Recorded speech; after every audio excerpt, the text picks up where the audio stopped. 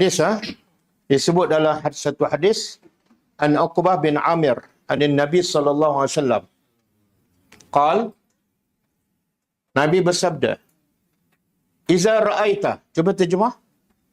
Iza, apabila ra'aita, bila engkau melihat Allah yu'ti, bila engkau melihat Allah memberi kepada al-abda, salah seorang hamba, minat dunia, daripada dunia.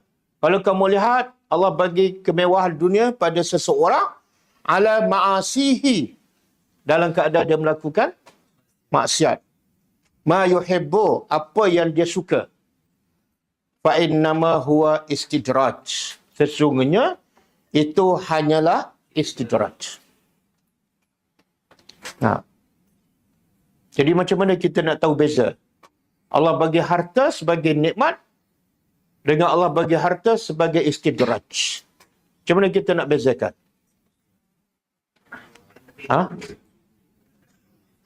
Kalau istidraj, orang tu buat maksiat, maksiat, Allah bagi.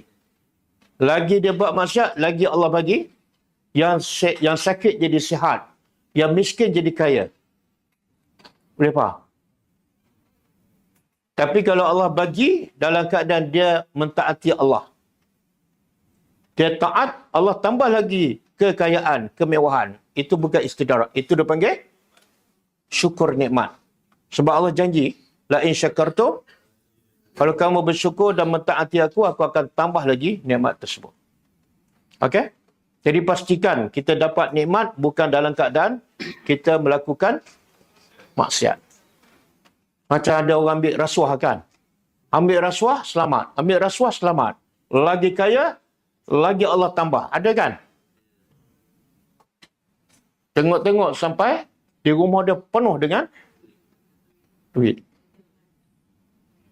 Okey. Kemudian, lepas tu Nabi baca ayat ni. Summa tala. Apa makna tala? Lepas Nabi sebut ni, Nabi baca, Rasulullah membaca ayat, falamma nasu ma zukiru bihi, fatahna alaihim abwaba kulli syai'in hatta idza farihu bima utu akhaznahum baghtatan fa idza hum mublisun. Ini surah Al-An'am.